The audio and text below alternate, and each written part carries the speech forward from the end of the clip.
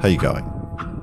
Australian animals have developed some pretty cool and creative ways of protecting themselves, like echidnas, It looks like a dick.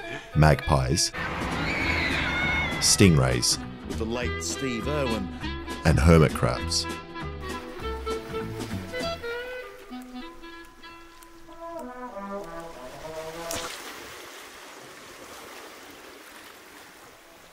But some of their methods aren't quite strong enough. So today, I'm going to make hermit crabs stronger by giving them some armor and weapons, so they can destroy anything that tries to touch them.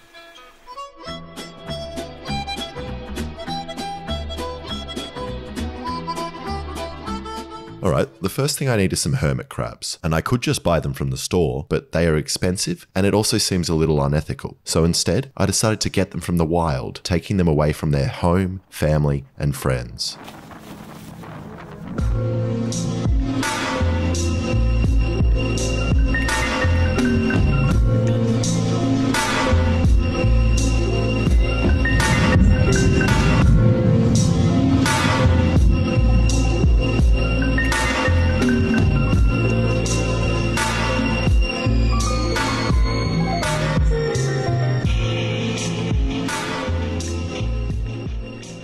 Now I want to find a crab that is around 3 centimeters in diameter, so I brought my tape measure and began to measure.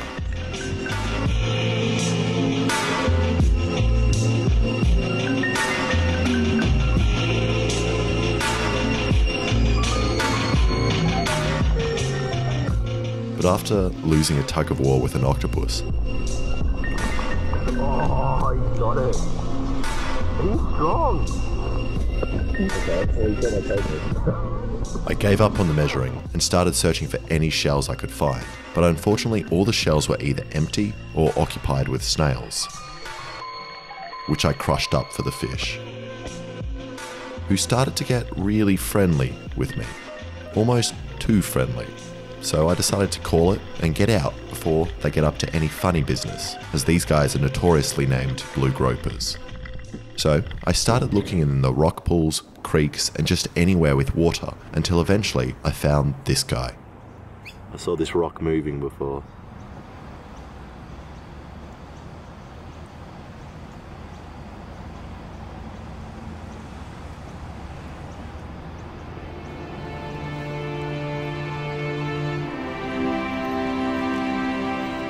So then I gave the rock a wash and began looking for more. And after searching some more in this area, I found 2 more hermit crabs. Let's call them Sandy, Randy, and Handy. And I made them this home, which is filled with sand and random Lego pieces, but more importantly has a heat mat that emulates the warmth that a hermit crab is used to getting from heat mats that exist naturally in the wild.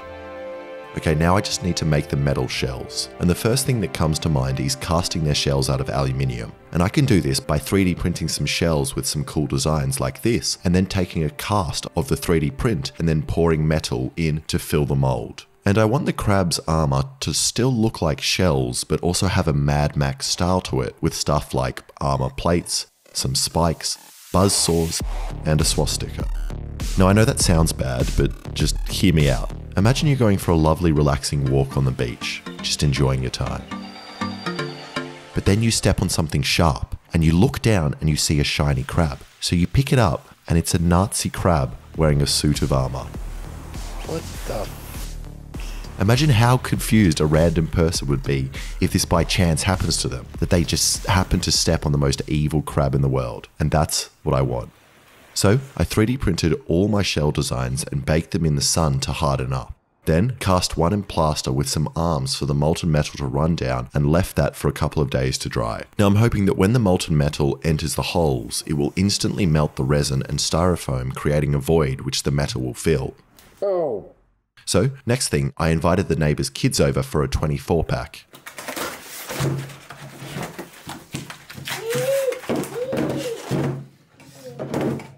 We're not leaving until you finish, all right? Okay. And then collected all the cans, which I melted down in my furnace. And while the cans are melting, it's the perfect time to tell you about today's sponsor, KiwiCo. which is a much better thing to get for your kids instead of drinks. KiwiCo is a subscription service where you get a STEM project in the post once a month. Everything you need is there in the box, meaning you don't need to go to the shops for batteries or anything. The crates teach science, art, and engineering and are designed to spark a child's curiosity and creativity. I was really impressed by this domino machine and this walking robot, which both teach awesome engineering and design concepts. I really enjoyed this do-it-yourself air hockey kit, I didn't know if you pump it, it gets so big. It gets so big when you pump it. which is aged 5+, so is perfect for me and my friends. KiwiCo has heaps of different crates to choose from, and each monthly crate is designed by experts and tested by kids, so it really is the perfect thing for you to get for the kids in your life. And I really wish I had KiwiCo to play with as a child, instead of what my mum gave me. So, if you want to try it out and support my channel, click the link in the description and get your first month free. Thanks to KiwiCo for sponsoring the video. Okay, now time to check on the cans. And when they seemed liquidy enough, I poured them into the mold.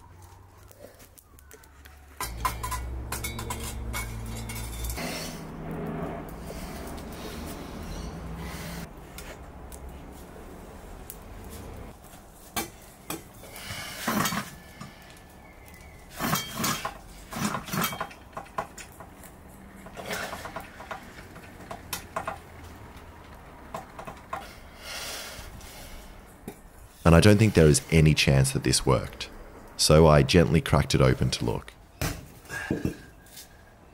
And that didn't work at all. The aluminium didn't run into the hole, and I could try again, but the bad thing about doing this with plaster is the mold is not reusable and takes a very long time to remake. So instead I decided to make a mold out of high temperature silicone, which I've used before to make high temperature flashlights.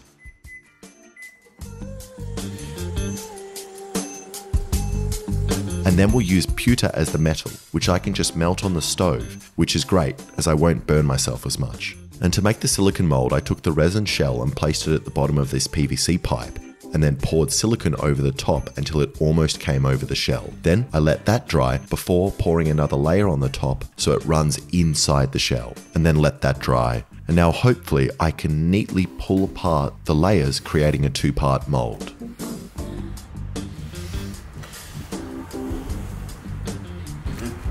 Joined together. Which didn't work. So I made another one, but this time I used graphite powder so they would separate. Now comes the pewter, which is this metal here, which makes you feel incredibly strong, which I just cut into chunks. And then melted it down in this little saucepan.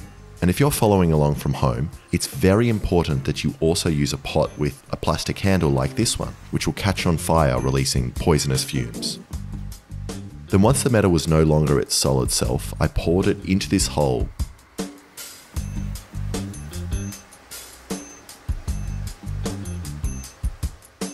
Creating this. And it turns out casting a hollow spiral tube is very hard, but I kept trying.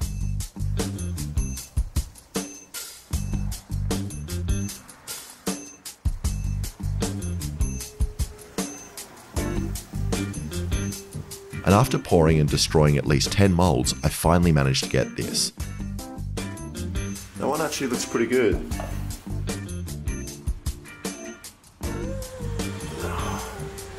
Whoa! Which is almost good enough, but I've realized a problem. This shell is very heavy, at 90 grams. And if we compare that to the weight of a hermit crab,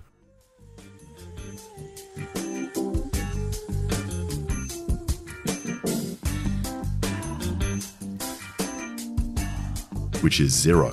The shell weighs infinitely more, which is a big difference. So I need to come up with some other way of doing this, and I think electroplating is my best bet.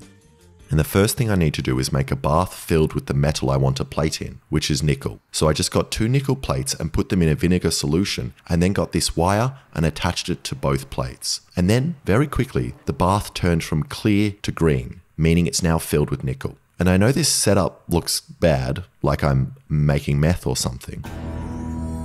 Which I am doing, don't get me wrong, but just not here on this table.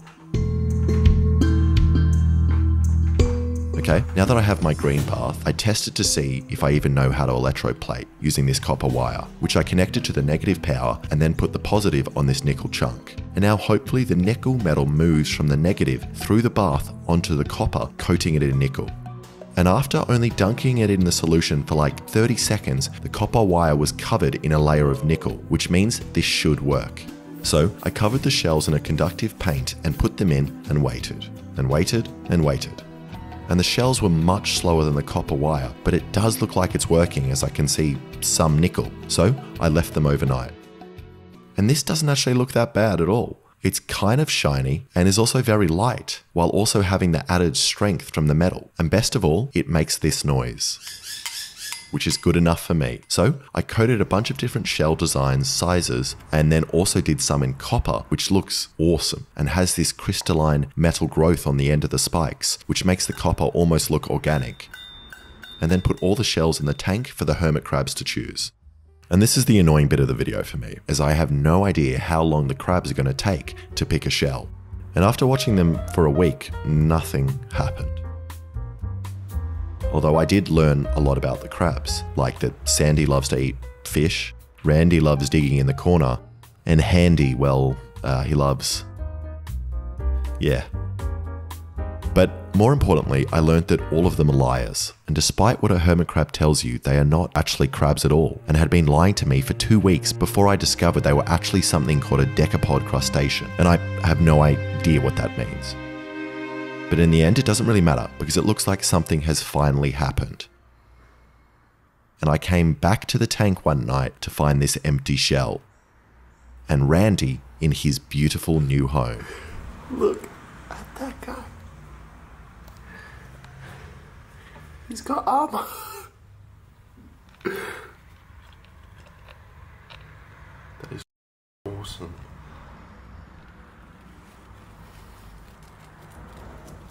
And personally, I would have picked the larger shell for myself, as he barely fits in the thing, but it seems fine, as he can still do all the things he loves doing, like running, digging, and climbing. And it's also nice to know he isn't a racist and didn't pick the Nazi shell, which I reckon Andy might go for, as he does spend a lot of time separating the sand into different colours. It's also really awesome seeing Randy dig under the ground, as when he's under, it's just the spikes on top of the shell poking out in a similar way to an echidna, which would really hurt if you stepped on him. And I really didn't think this would work at all, so I am very happy with this result. And I could wait longer to see if the other crabs also adopt their new shells, but I've been doing this for 2 months now, and I feel like I'm really pushing my luck, and I'm going to be responsible for the death of a crab soon. So I just decided to call it here and release the crabs back into the wild.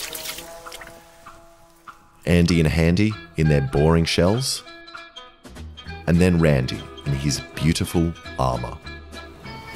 Okay, buddy. So hopefully he now lives a long, happy life destroying the ecosystem he lives in. And the crabs aren't the only thing I'm releasing. I've got 3 leftover metal shells, which I've placed on beaches all over Sydney for you to find. Here are some clues on where to find them.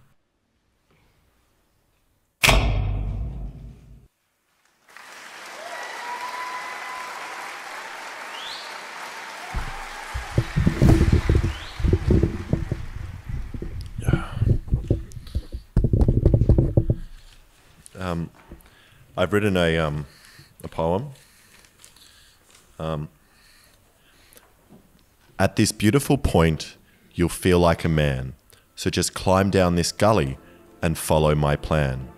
When you get to the ledge and look around, you'll find the shell where I peed on the ground.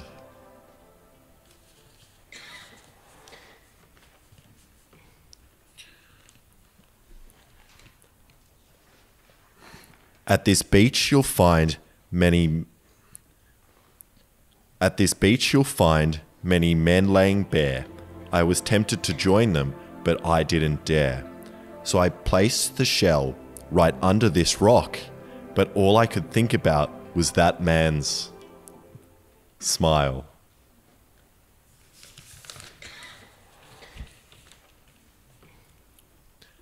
Where the planes land, you'll find this beach. and I've placed the shell just out of reach. If you come first and want to flex, make sure you leave something for the person that's next.